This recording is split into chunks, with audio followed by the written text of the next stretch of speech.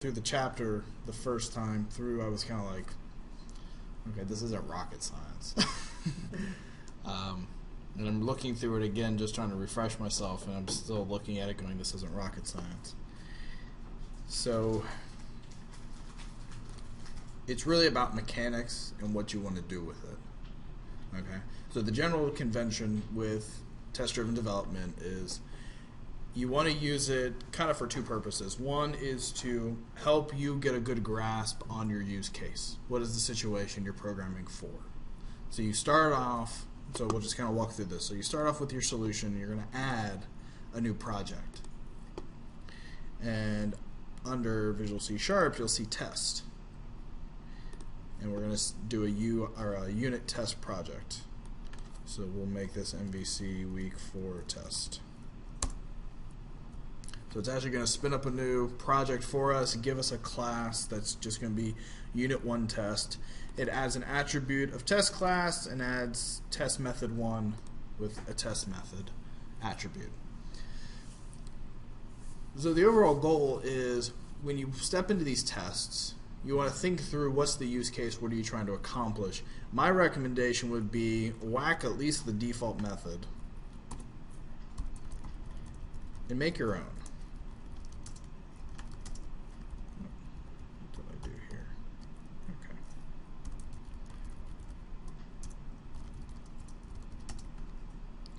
And let's do test sum of cart. So this method is going to test the summing action or function of a cart. Okay.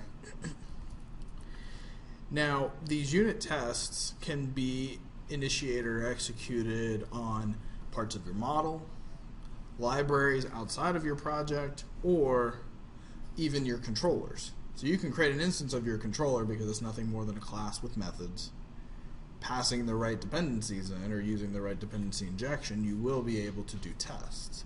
And that's really the kind of the beauty of MVC, is that you can build these tests to run against these controllers, where if you were doing web form development, you don't have that liberty of creating instances of your controllers. You don't have instances. You could create an instance of your web page, but you're losing the whole coupling of the UI and the code behind that you get with web forms. It doesn't exist here. They're more mutually exclusive.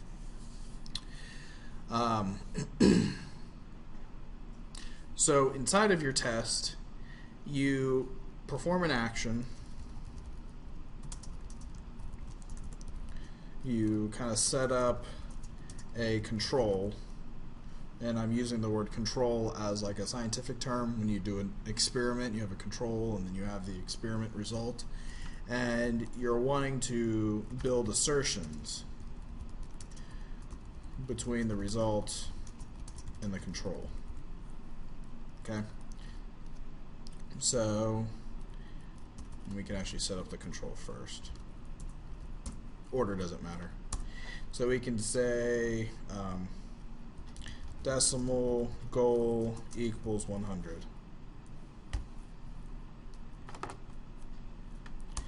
And then we can say perform action, so we'll say decimal total equals 10 times 10. Then we can say assert are equal total goal. And I think I need to. So if we go under tests and run all tests, it'll do a compile, it'll do an execution, and it'll execute this method. It should give us a pop-up. Test. Where'd my window go? Window. Test Explorer. Oh, there it is. So what it does for us is it'll spit out the result of the test. So the assertion itself doesn't return a value, but the assertion will throw an exception if what you're trying to assert is not true. So if these two values aren't equal, you'll get an exception. So if the goal here was 90, and then I always forget the keyboard, Control RA, then our test will fail. We can click on the source line. It'll take us to that source, and you can evaluate what happened. At this point, you probably want to put some breakpoints in and then actually do, you can do a debug test. You can run all tests, and it runs it in debug mode, so you can actually walk through the code and actually see, okay, my goal is set at 90, my total is 0, I eval this line, oh, it's coming out 100. Then you can go back, step into your code, and see where is this calculation occurring that you're ending up with something other than what you're expecting. Okay? So what's a more real-world example? Let's tuck that out of the way. So the number that we keep coming up with is 175. That's our goal for our shopping cart. So the action that we want to perform is we still want to get the total, but we want to get items equals item repository, and I actually have to add it as a reference. So I'm going to go to my solution, I'm going to add, oh, that's interesting. Oh, that's why. Sorry, wrong project. From the MVC week 4 test, add MVC week 4.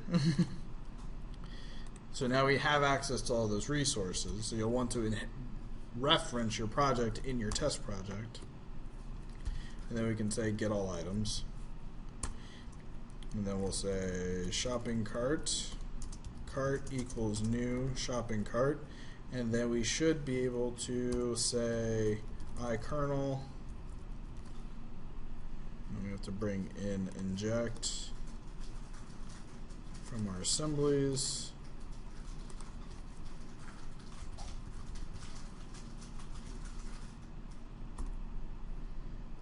No, I'm getting myself twisted.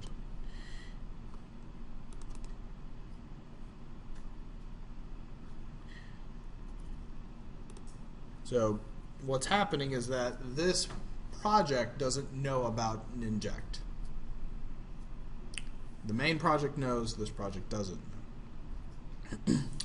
So what we need to do in order to have access to the inject classes is we actually have to add an inject to our test project as well. So you right click, manage packages off the project, and we're going to do an install. So it's the same steps we already went through.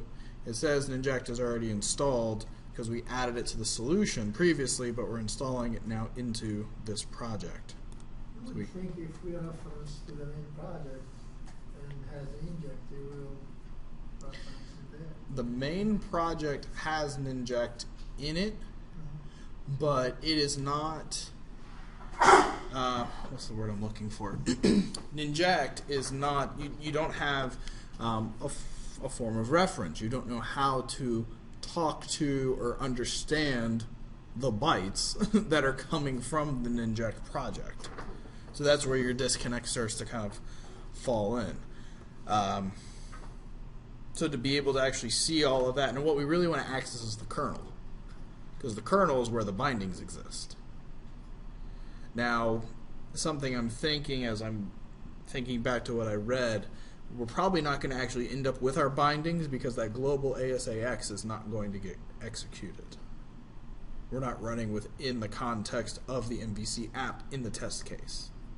So that's something to keep in mind, is that these test projects are actually independent projects that you're building with the intent of testing other libraries of code. So you're not truly running within the MVC framework, you're running kind of outside of it, making these calls to what's going on within the MVC framework. So you can find yourself kind of, you're pseudo-testing certain pieces.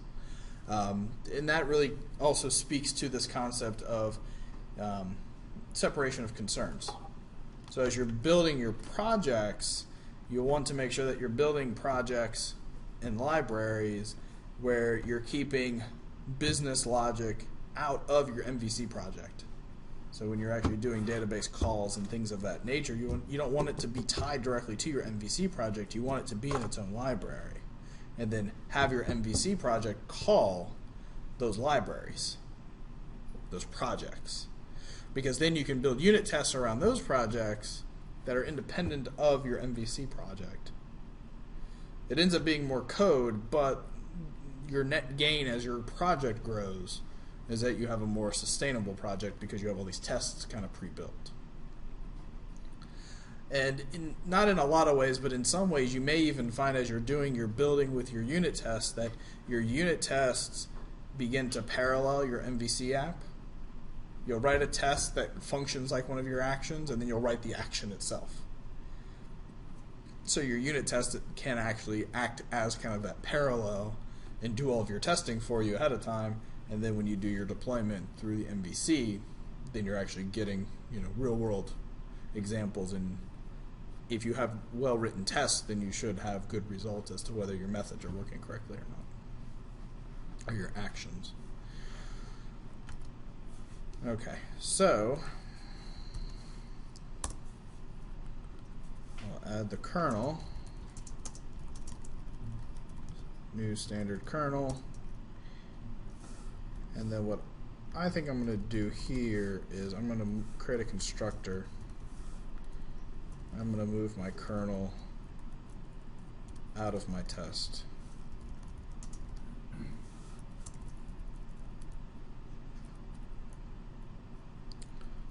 And then in my kernel, I'll have to go ahead and set up my bindings.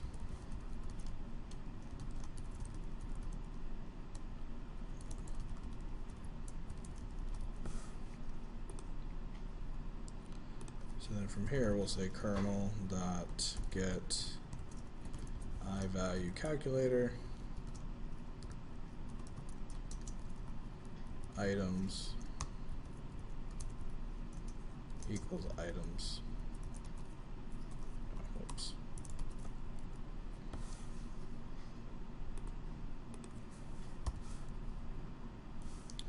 Then we'll say total equals cart dot calculate product total.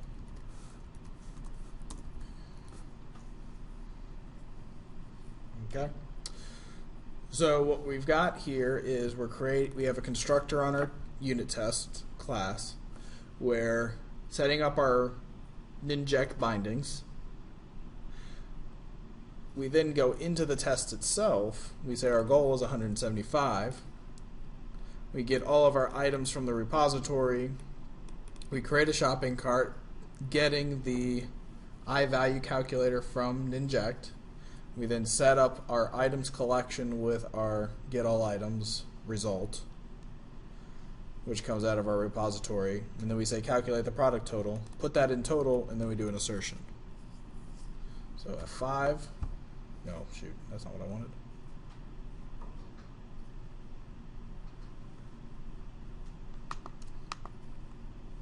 Stop.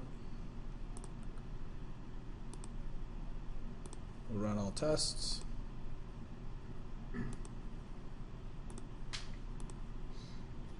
And it comes back successful. If I were to go into my models, item repository, I may add a fourth item in here.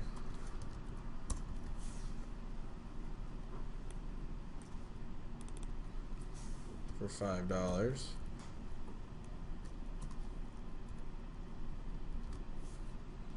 And then if I end up running my test again,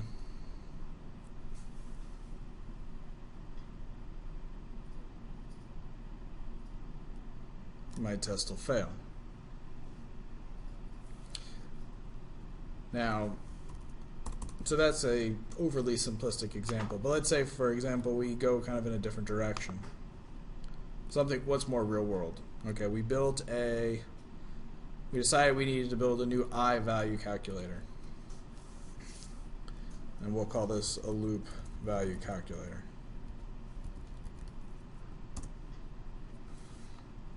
Okay. And the way this works is that we'll implement iValue calculator.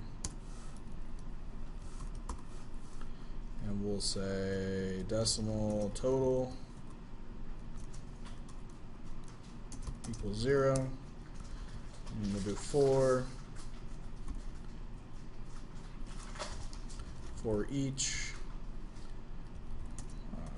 item I in products total plus equals I dot price. Return total.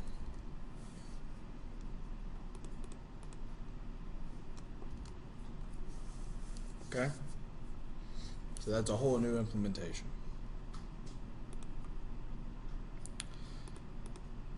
And I want to do something that makes it break.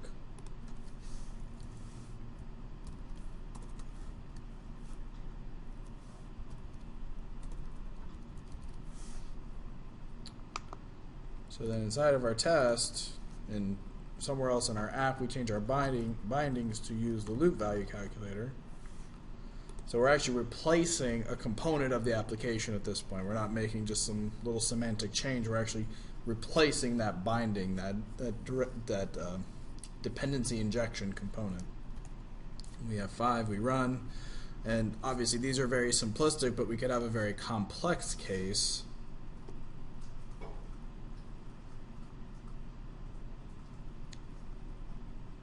Oh, I ran it again, sorry.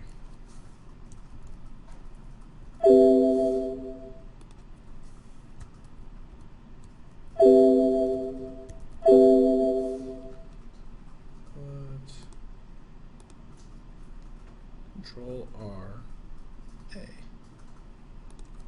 Control R. Control R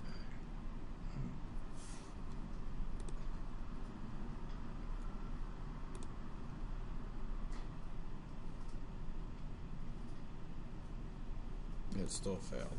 Control R A.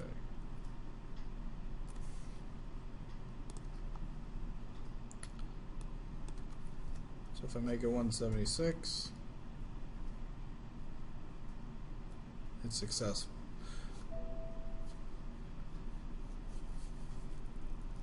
So that's more real world. You know, you have this widget, go back to the idea of a widget, that does this piece of work. You pull it out, you replace it with another widget that looks the same, it meets the same blueprint, the same spec, but it functions differently.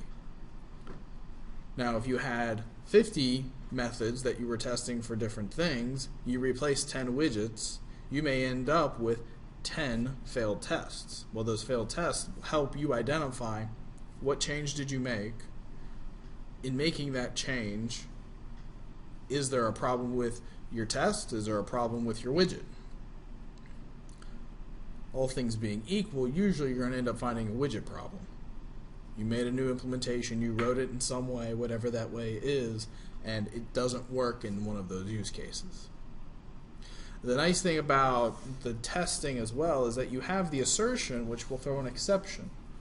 But if you have just flat out bad code, those exceptions also get caught.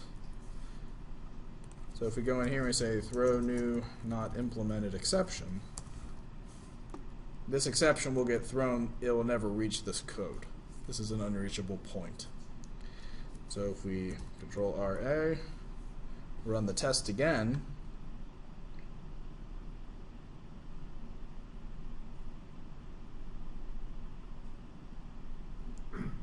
we end up with a failed test. So the test fails on line 11, which I disagree. If we open this up, you'll see it gives you a preview of the stack. So the method is called test sum of cart, shopping cart total is called, and it steps into line 21, which is calc value products. It then goes into the loop value calculator value products, and on line 13 is where our exception occurs. So the test is actually capturing and parsing stack traces for you to help you identify where your error is occurring. Now, in a normal environment where you're doing development and you don't have tests built, what are you doing? You're writing it, you're compiling it, you're running it, you're click, click, click, blows up. Okay? You stop it. You put a breakpoint where it blew up or a step before it blew up. You run it again. Compiles, runs in debug, click, click, click, hit the breakpoint. Then you have to walk through every point in that code to try to figure out what are the values, what's the environment look like, why are things blowing up. With this, you not completely eliminate that, but you're minimizing that manual effort. You're building these tests so that it will help you deduce and determine where are your errors, what's happening, and then using the test data and the test environment, you're able to go in and debug in that mode versus doing all of the clicking and having to actually test the UI itself, which is tedious and just gets complex. So generally speaking, the encouragement is to use unit tests, test-driven development.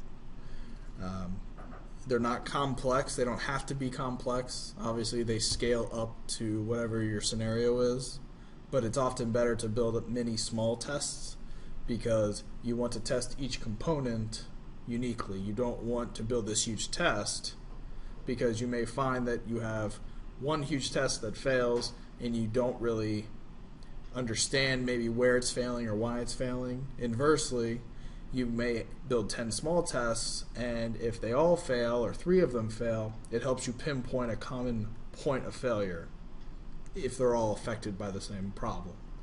So you have that as well in kind of narrowing in or keying in on exactly what's happening.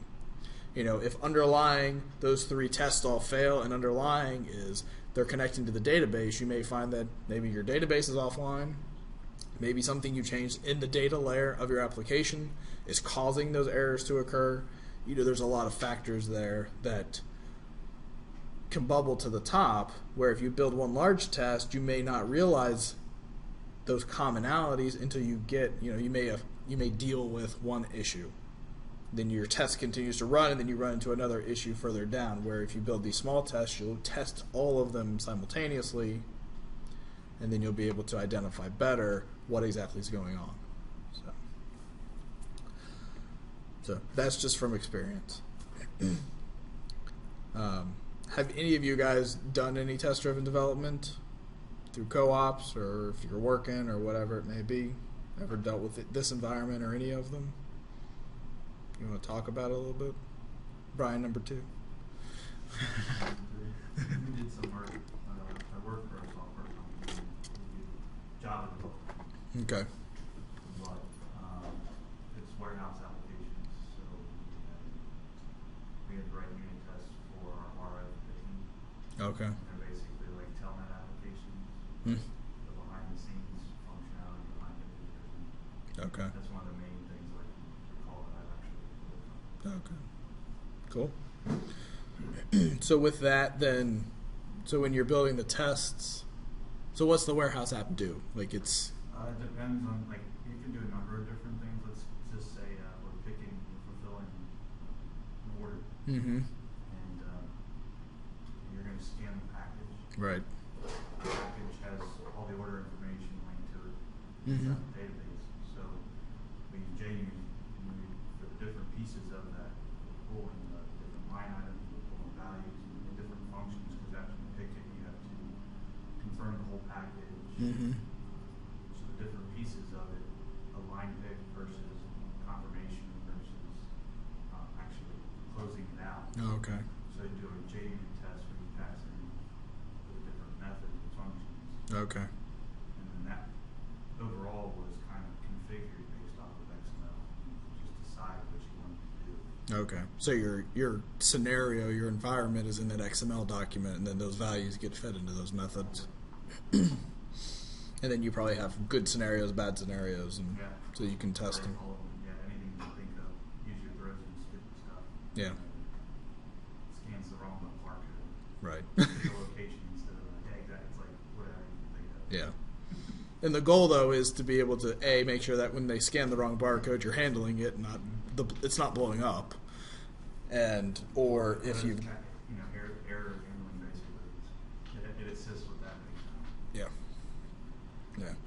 And I'm sure you end up even with scenarios where you don't even, you don't have test cases for them, and then you find real problems, then you have to build new cases. It's depending on the complexity, it's automation. Mm-hmm. So you'll find all kinds of different processes you never could anticipate. Yeah. Until you go to like a real live production environment. Mm-hmm. Oh hell, I wish I would have thought of that earlier. Right. I'm with you. So, anybody else use it at all? No? Put it a little bit for Android development. With Android, so the deployment testing cycle is so fast that unit testing doesn't have the same importance as it does for an app like that. Mm-hmm. When you make a change, you got to redeploy. Huge app. It's forever to test that, I'm sure. So, The Android app is just so small and simplistic. It's right, but I can definitely tell where in a big application where test cycles are weeks, mm-hmm. That will cut down a huge number of errors. Right. And that's a good point. That's something I guess I didn't really articulate well, is that these tiny apps, we're covering concepts at this point, so it almost seems monotonous to do it. But when you have apps that are dealing with hugely complex situations, or there's a guy I work with, he always talks about them as doors. He's like, you have so many doors in your app that you can walk into. Think of them as web pages or links to click on. You have so many doors to go through that it's nearly impossible to be able to go through in an hour, half hour, 10 minutes and click on all those doors. Go through every door and make sure that whatever code change you made here doesn't affect something behind one of those doors. Something that I deal with and support a lot is Blackboard. Okay, that's something that I do as part of my job. Well, we have a very good relationship with Blackboard, and that we run Blackboard as part of our infrastructure for the school district, and you just run into these problems where you download a service pack, you download a patch, and it blows something up. It's supposed to fix 10 things and it blows up 5 other things.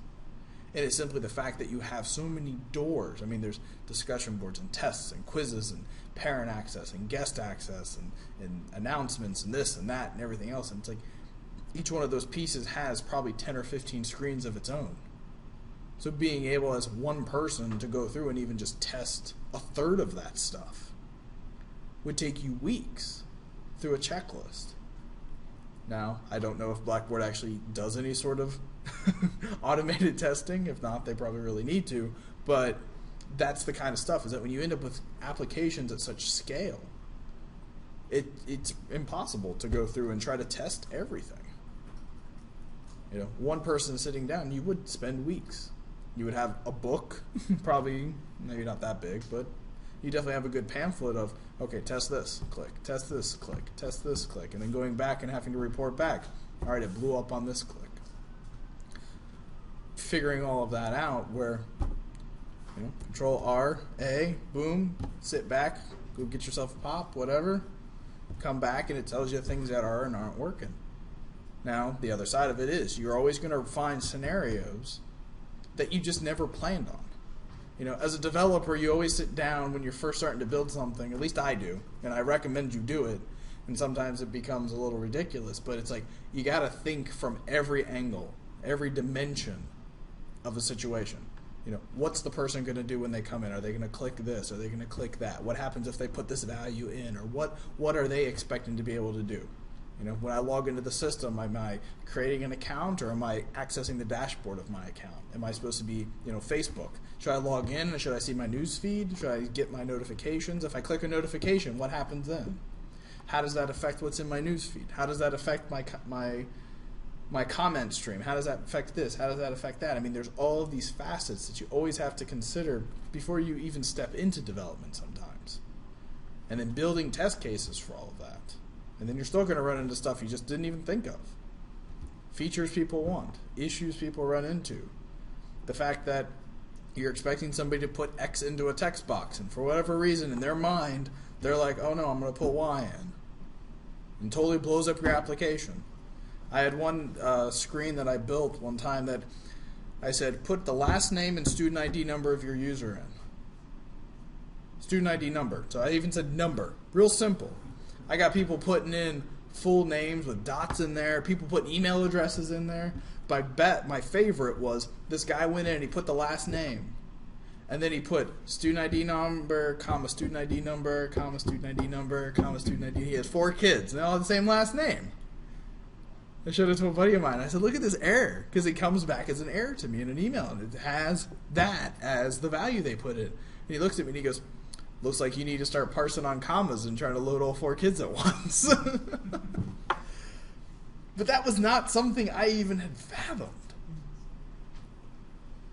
So, as much as it's about making sure that your app runs right and that your code runs well, it is also about error handling the stupid stuff, handling when somebody puts in this arbitrary value that you're never expecting them to even think of putting in. And then when you come across those, going back and revising your unit test to make sure that you're testing for it in the future. If all of a sudden that student ID field goes from being numeric only to alphanumeric, you may run into a fuzzy match that manages to make it work, and all of a sudden you've got this bug potentially, or a security hole, things you didn't even think of, or you're getting too much data because you're doing fuzzy matches on something. So there's all kinds of weird stuff that you'll just run into, and every time you do, you need to go back and revise your tests. If you're not the one doing the test, then go to the person that's doing the test and say, hey, I found this scenario. This situation came up when I was doing development, or I was looking at a release instance. Have them add it to the test case. So don't be afraid of the tests. Again, with small projects, they seem monotonous, they seem unnecessary, but when you get into big projects, probably anything that's over 1,000 lines, you'll probably start to find yourself going, wow, I really wish I had a test case here. Even 500 lines, depending on the complexity of what you're doing. So, don't shy away from them. At minimum, and this is going to be part of the homework assignment, is, I want you to get in there and at least try building a couple. Build a couple test cases just to see what they feel like, how they function. They're nothing amazing, they're nothing overly magical. I mean, they're very simple, but when done correctly, they can add a lot of value. So, soapbox. All right.